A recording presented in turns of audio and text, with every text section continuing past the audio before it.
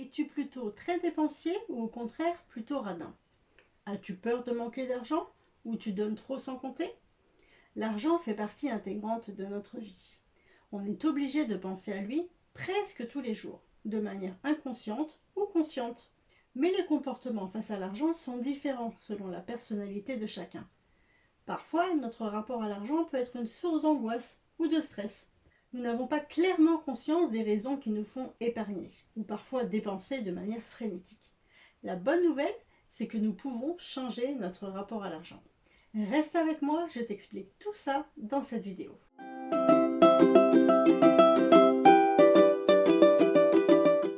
Bonjour à tous, j'espère que vous allez bien et puis que vos projets avancent comme vous le souhaitez. Si vous aimez les astuces et les bons plans, abonnez-vous pour ne pas rater les prochaines vidéos. Aussi, je tenais à vous dire que à chaque fois que j'ai un abonné, un commentaire ou un petit j'aime, vraiment ça me touche, ça me fait plaisir. Ça m'encourage aussi à continuer de produire des contenus, à faire des vidéos toutes les semaines. Et puis ça aide à référencer ma chaîne et donc à me faire grandir. Alors cette vidéo sera divisée en deux parties. La première partie aura pour thème notre comportement vis-à-vis de l'argent. Et dans la deuxième partie, je vous dévoilerai les 3 gagnants du concours que j'ai organisé pour mes 200 abonnés. Bon, maintenant, on est un petit peu plus, mais voilà, c'était le concours pour les 200 abonnés. Et puis, si vous n'avez pas pu participer à ce concours, rassurez-vous, il y en aura d'autres dans quelques temps. Alors, le rapport à l'argent.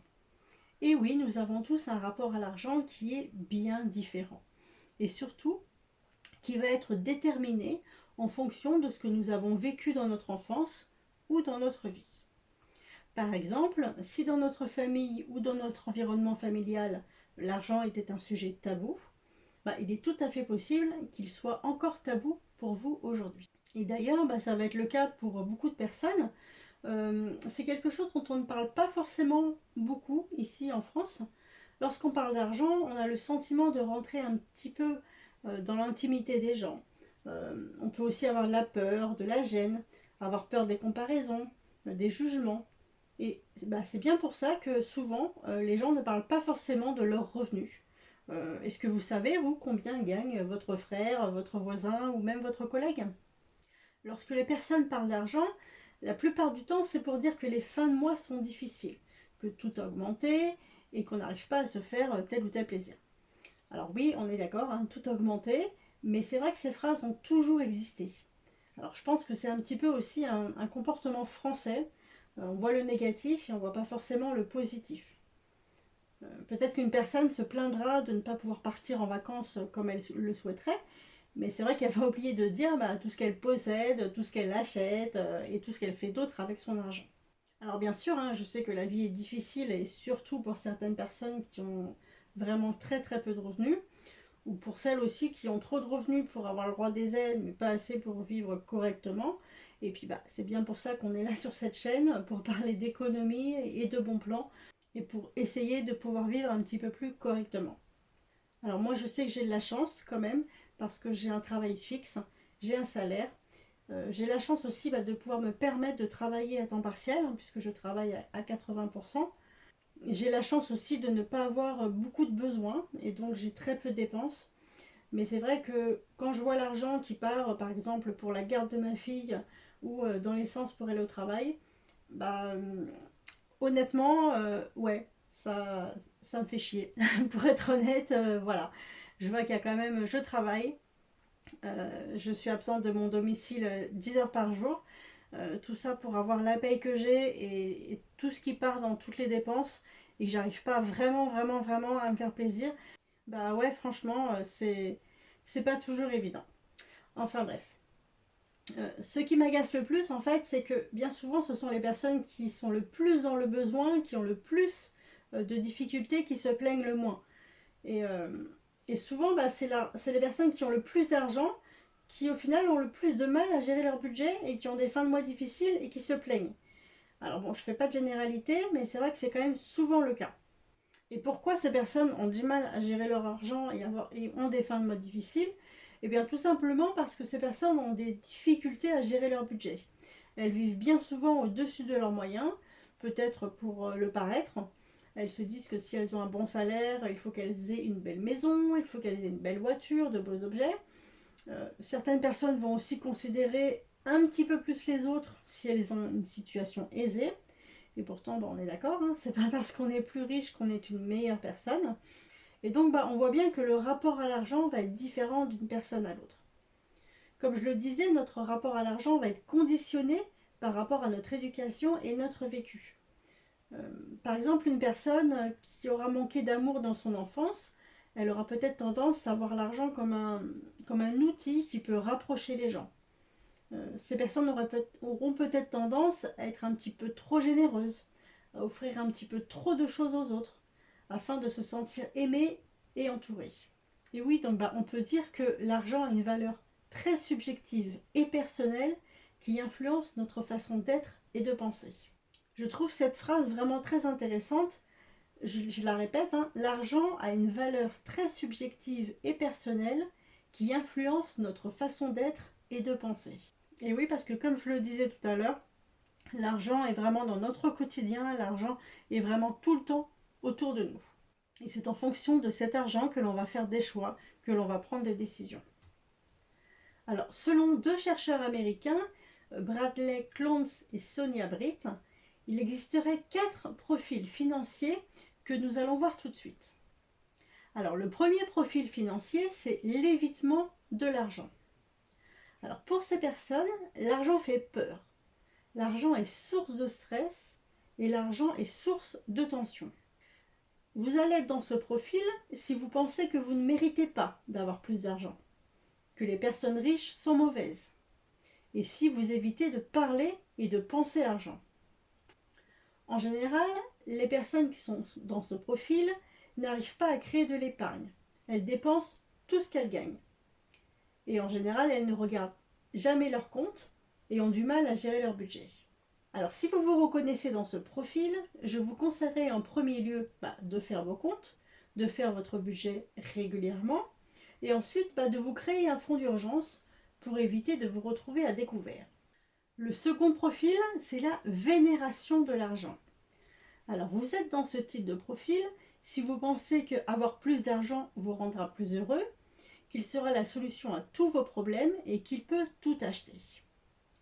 Le problème avec ce type de profil, c'est que bien souvent, les personnes font des achats compulsifs car elles associent dépenses et bonheur.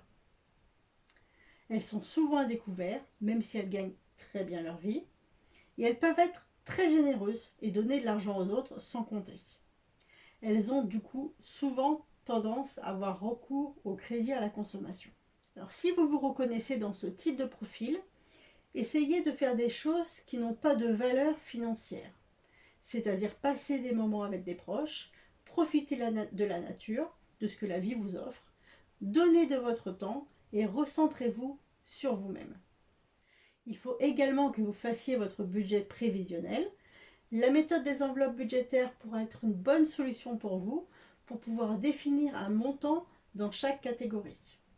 Créez-vous aussi un fonds d'urgence pour pallier aux dépenses imprévues. Le troisième profil, c'est l'argent comme marqueur de statut. Pour ces personnes, l'argent est corrélé à la notion de statut social. Impossible pour elles d'acheter des choses d'occasion ou qui ne sont pas de marque. Elles veulent de la qualité, peu importe le prix. Elles pensent que leur valeur est déterminée par ce qu'elles possèdent. Pour elles, la réussite passe par le fait d'avoir de l'argent. Bien souvent, ces personnes achètent beaucoup de choses pour se montrer, pour prouver leur valeur aux yeux des autres, et elles dépensent sans compter. Le souci avec ce type de profil, c'est qu'elles veulent impressionner leurs proches avec leurs dépenses et peuvent se retrouver surendettées. Elles peuvent alors se tourner vers les jeux d'argent, de casino, pour espérer gagner beaucoup d'argent rapidement. Si vous vous reconnaissez dans ce profil, essayez de vous recentrer vraiment sur vous-même. Pour ce profil, faites votre budget. La méthode des enveloppes budgétaires peut être aussi indispensable pour vous. Essayez de ne pas vouloir être aimé à tout prix, en achetant les personnes, en offrant des choses. Passez plutôt du temps de qualité avec les personnes et transmettez votre savoir. En ce qui concerne les achats un petit peu compulsifs, posez-vous les bonnes questions avant de faire un achat. Est-ce que j'en ai réellement besoin? Qu'est-ce que ça va m'apporter? Vous pouvez aussi vous laisser 1 ou 2 jours pour réfléchir avant de faire cet achat. Et puis bien souvent, vous verrez qu'en fait, vous n'aviez pas besoin de cet article. Vous pouvez également sortir sans votre carte bancaire et prendre uniquement de l'espèce que vous aviez prévu pour éviter de faire d'autres achats. Enfin, le 4e profil, c'est celui de la vigilance autour de l'argent. Les personnes ayant ce type de profil auront du mal à dépenser pour eux-mêmes. Elles pensent qu'elles peuvent toujours trouver moins cher, que l'argent est fait pour être épargné et non pas dépensé. Ces personnes sont souvent frugales, c'est-à-dire qu'elles dépensent très peu et vivent avec le minimum. Elles épargnent beaucoup et sont rarement à découvert. En général, elles ne disent jamais combien elles gagnent, elles sont assez discrètes et préfèrent éviter les crédits, partant du principe qu'on ne peut pas dépenser plus que ce que l'on possède. Alors ce profil est celui qui est le moins problématique des 4, puisque ces personnes ont une bonne gestion de leur argent. Sauf que le principal souci, c'est qu'elles peuvent devenir radines ou anxieuses quand il s'agit d'acheter quelque chose. Donc si vous êtes dans ce profil, essayez d'apprendre à dépenser. Faites-vous des plaisirs de temps en temps et fixez-vous un budget à dépenser. Pour ma part, je suis clairement dans ce type de profil, effectivement. Je dépense très peu et ma principale problématique est de ne pas arriver à dépenser pour moi. Alors, est-ce que vous vous reconnaissez dans l'un de ces 4 profils? Peut-être que ça ne sera pas un profil en particulier pile poil. Peut-être que vous reconnaîtrez dans 1 ou 2 profils. Essayez alors d'appliquer les conseils que je vous ai donnés pour essayer de vous améliorer un petit peu et changer votre rapport à l'argent. Parce que si on a un rapport à l'argent qui est malsain et que l'on est en excès, cela peut poser des problèmes. Par exemple, une personne qui fera des achats compulsifs pourra mettre en danger financièrement sa famille. Et à contrario, une personne qui sera très avare, qui voudra épargner sans cesse, fera souffrir son entourage. Le plus important, c'est que l'argent ne nous fasse pas souffrir ou ne fasse pas souffrir nos proches. Comme on le sait, n'importe quel excès n'est pas bon. Si vous êtes trop radin, ou au contraire si vous faites des dépenses inconsidérées, que vous êtes addict au jeu, ou que vous voulez acheter l'amour des personnes en leur offrant des choses, là vraiment c'est un comportement qu'il faut réellement faire évoluer vers le positif, quitte à vous faire aider par des professionnels. Alors en fait, dans l'idéal, il faudrait, pour avoir une bonne relation à l'argent, être en capacité de gagner suffisamment d'argent sans avoir à bosser comme un dingue. Il faudrait avoir la capacité à dépenser son argent pour satisfaire ses besoins et ses plaisirs. Il faudrait être en capacité de contrôler ses dépenses en fonction de ce que l'on gagne. Il faudrait être en mesure d'épargner et de pouvoir voir l'argent sur le long terme, c'est-à-dire se constituer un patrimoine en bon père de famille, comme on dit. Et il faudrait considérer l'argent à sa juste place, c'est-à-dire que le sujet de l'argent ne viendrait pas envahir nos pensées et nos émotions. Alors maintenant que tu sais peut-être un petit peu mieux sur quel est le profil financier qui te caractérise, on va voir ensemble comment changer notre rapport à l'argent, car oui, il est tout à fait possible de changer votre état d'esprit. Il y a une phrase que j'aime beaucoup qui dit « Entre le mot impossible et possible, il n'y a que 2 lettres et un état d'esprit. » Et comme on dit, on ne peut changer que ce dont on a conscience. Donc si déjà vous avez conscience de ce que l'argent représente pour vous, vous pouvez changer. Alors quand je parle de changer, en fait, le bon terme serait plutôt s'améliorer, évoluer. Parce que c'est vrai que changer, c'est un petit peu une connotation négative. Là, on va plutôt parler d'évolution et de s'améliorer. Alors comment est-ce qu'on peut s'améliorer? Donc comme je dis toujours, petit pas par petit pas, step by step. Rome ne s'est pas fait en un jour, donc on y va tranquillement, petit pas par petit pas. Mais si tu veux évoluer, et si c'est ce que tu souhaites, on va voir ça en 4 étapes. La première étape, c'est de prendre conscience de notre rapport à l'argent. C'est ce qu'on vient de voir, donc normalement, si tu as conscience de ça, cette première étape est validée. Si tu n'as pas encore vraiment conscience de quel est ton rapport à l'argent, il va falloir que tu te poses les bonnes questions. Pourquoi est-ce que tu es en train de regarder cette vidéo? Pourquoi t'intéresses-tu au sujet du budget, des finances? Que représente l'argent pour toi?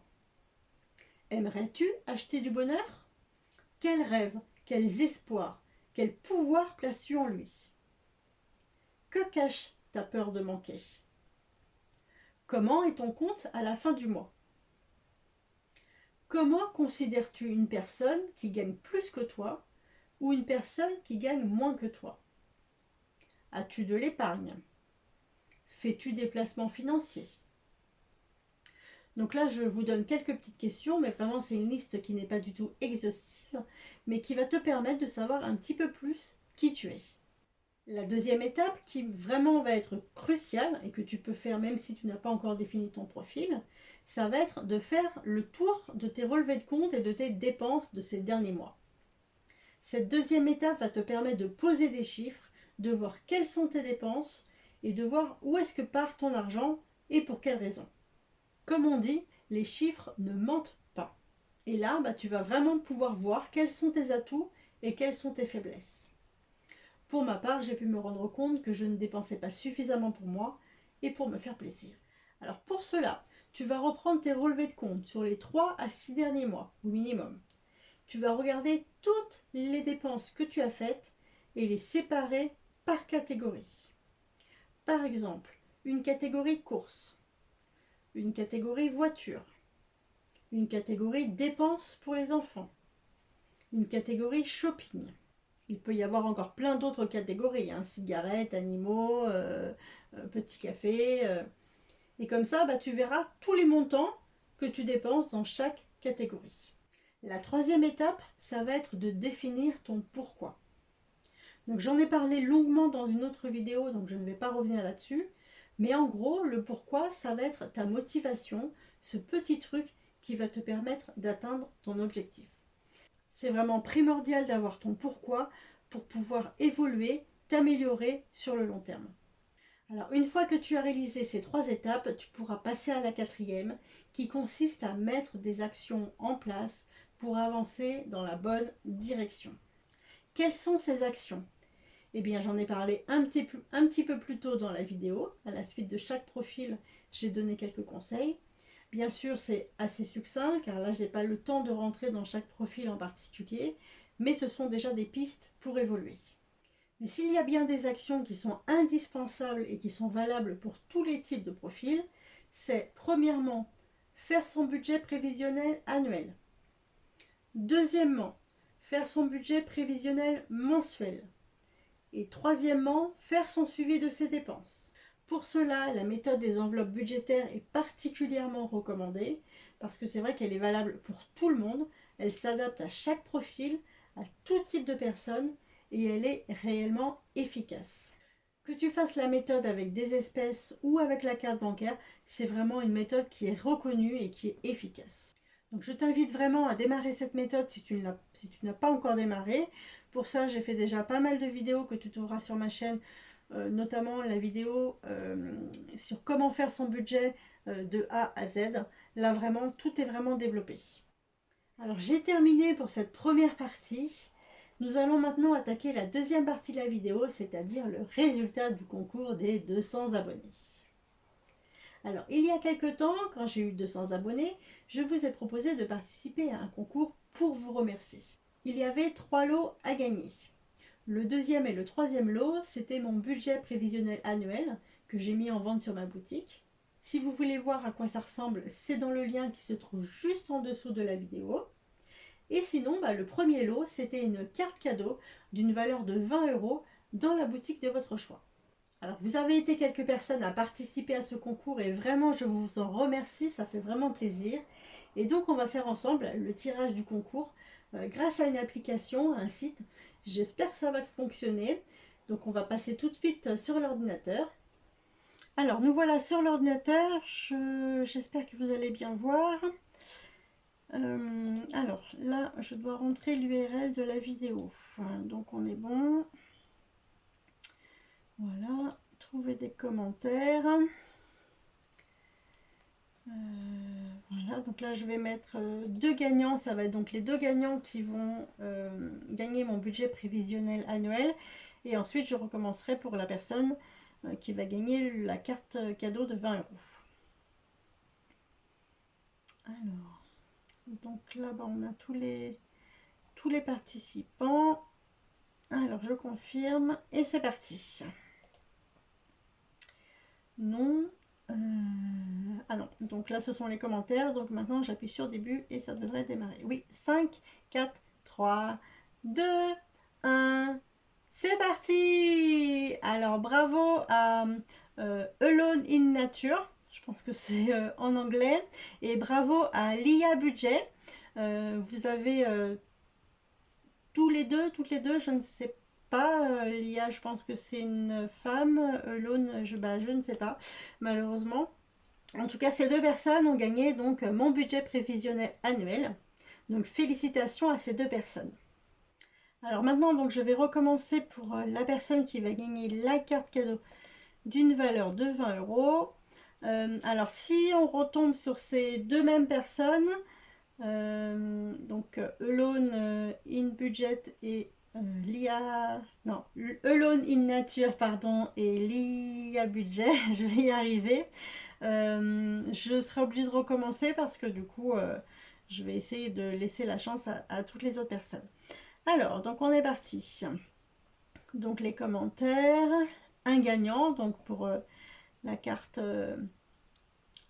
cadeau de 20 euros. Et donc, hop, on est parti. 5, 4, 3, 2, 1. Christelle 81.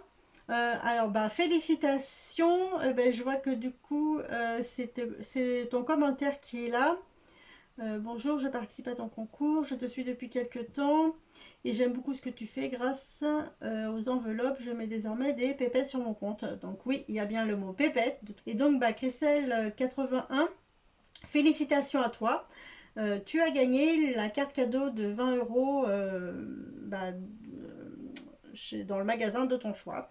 Voilà, donc félicitations aux trois gagnants.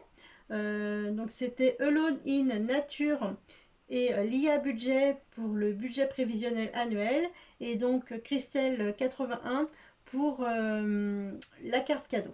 Donc ces trois personnes, vous m'envoyez un petit message, comme ça j'ai vos coordonnées et je peux vous envoyer votre cadeau. Voilà, donc je suis vraiment très contente. Et puis pour les personnes qui n'ont pas gagné et puis celles qui souhaiteraient participer, je ferai bientôt un prochain concours pour les 1000 abonnés je pense, ou peut-être les 500, je verrai. Voilà, donc félicitations aux gagnants. Pour les autres, vous retenterez votre chance une prochaine fois. N'hésitez pas à partager mes vidéos, à mettre des j'aime, des commentaires, ça me fait chaud au cœur. Et sur ce, je vous dis à la semaine prochaine. Bye!